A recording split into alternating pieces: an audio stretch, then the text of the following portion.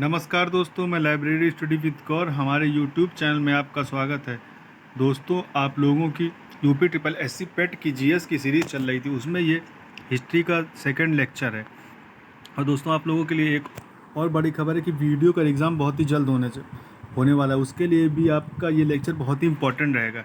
ये हिस्ट्री का दूसरा लेक्चर है। पहले लेक्चर में हम लोगों ने सिंधु सभ्यता के बारे में जाना था। ये दूसरा लेक्चर, इसमें वैदिक संस्कृति के बारे में जानेंगे।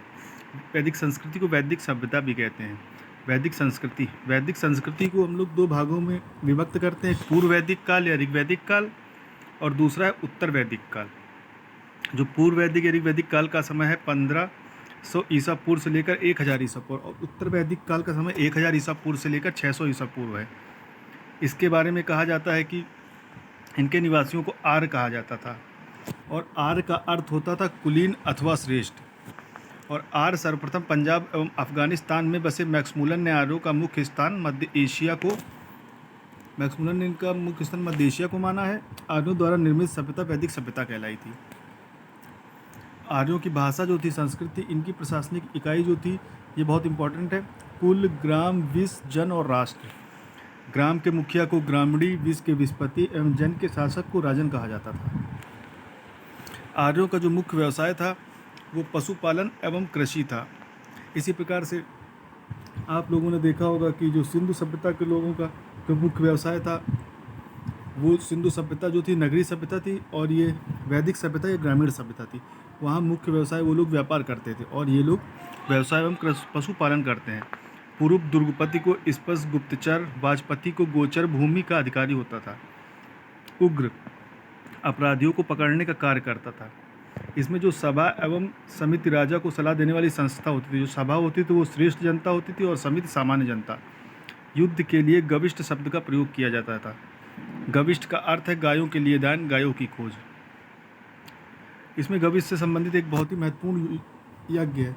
इस यज्ञ का वर्णन दसरा युद्ध का उल्लेख 7वें मंडल में है। यह युद्ध परुष्णी रावी नदी के तट पर सुदास एवं 10 जनों के बीच लड़ा गया। राजा सुदास इसमें विजयी हुए थे। और जो ऋग्वैदिक समाज था, ये ऋग्वैदिक 4 मंडलों में विभक्त 10वें मंडल में है। ब्राह्मण, क्षत्रिय, वैश्य एवं शूद्र। आर्यों का समाज पितृ प्रधान था। समाज की सबसे छोटी इकाई कुल होती थी, जिसका मुखिया पिता, जिसे कुलुप कहते हैं। स्त्रियां अपने पति के साथ यज्ञ कार्य में भाग लेती थी। बाल विवाह में पर्दा प्रथा का प्रचलन था। इससे स्पष्ट होता है कि दोस्तों, जैसे स्त्रियां अपने पति के साथ यज्ञ कार्य में भाग लेती, तो स्त्रियों की दशा वैदिक काल में अच्छी थी। मनोरंजन के मुख्य साधन संगीत, रथ दौड़, घुड़दौड़ और दूध क्रीड़ा। गायों को अगन्या न मारे जाने के पशु की श्रेणी में रखा गया था। पशु घोड़ा सर्वाधिक प्रिय देवता इंद्र तथा उत्तर वैदिक काल में सर्वाधिक युद्धप्रिय देवता प्रजापति थे। सर्वाधिक महत्वपूर्ण खोजी गई धातु लोहा थी। इसमें जो लोहा खोजा गया था, इसी के बाद इन्होंने खेती में विकास किया था। इन्होंने जंगलों को काटा, बहुत ही बड़ी पैमाने पर कृषि कार्य शुरू किए थे। तो इसमें लोहा खोज इन लोगों की बहुत ही महत्वपूर्ण थी। तो उस समय के लोहे को हम लोग श्याम अयस्क और तांबे को लोहित अयस्क कहते थे। व्यापार हेतु दूर तक जाने वाले व्यक्ति को पड़ी कहा जाता था। लेन देन में वस्तु विनिमय प्रणाली प्रचलित थी। मनुष्य एवं देवता के बीच मध्यस्थता की भूमिका निभाने वाले देवता अग्नि थे। हल को सिरा, हल रेखा, सीता भूमि कहा जाता था। इसमें महाकाव्य रामायण, महाभारत का पुराना नाम जय संहिता था। सबसे बड़ा महाकाव्य था ये जो महाभारत था। गोत्र नामक संस्था का जन्म उत्तर वैदिक काल में हुआ था। दोस्तों, हम गोत्र के बारे में बताते हैं। इसमें ऐसे कहा जाता है, जो लोग गाय पालते थे, वो लोग, जो गाय का गोबर होता था, जो कुछ लोग इकट्ठा होकर एक जगह पर डालते थे, वो लोग एक गोत्र बोला जाता था। उन लोगों का गोत्र अलग होता था। इस प्रकार गोत्र नामक संस्था का जन्म हुआ था। और ये वैदिक काल में ये कुछ जो दर्शन है, इनका विकास हुआ था। उनके प्रवर्तक जैसे सांख्य के आपके हैं कपिल, न्याय के गौतम, योग के पतंजलि, वैशेषिक के कणाद या उलूक, पूर्व मीमांसा जैमिनी, उत्तर मीमांसा बादरायण, चारवाक के चारवाक। इनसे दोस्तों हर परीक्षा में बहुत ज़्यादा ही क्वेश्चन बनते हैं। इसको आप लोग नोट कर लीजिएगा। और कुछ प्राचीन नदियों का वर्णन है। जो प्राचीन काल में उनका नाम ये था और आधुनिक नाम ये, जैसे कुब, कुर्रम, कुभा, काबुल, वितस्ता, झेलम, मस्कनी, चिनाब, परुष्णी, नावी, विपाशा, व्यास, सदा, नीरा, गंडक, दृष्टि, घग्गर, गोमती, गोमल, सुवस्तु, स्वात।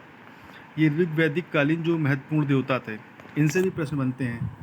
पीसीएस में इनसे कई बार प्रश्न पूछे गए, जैसे इंद्र युद्ध का देवता या वर्षा का देवता, धौ आकाश का देवता सबसे प्राचीन, सोम वनस्पति के देवता, पूषा प्रसून एवं उत्थान देवता, वरुण समुद्र के देवता को वरुण बोला जाता था, पूषण पशुओं का देवता और विष्णु विश्व के संरक्षक।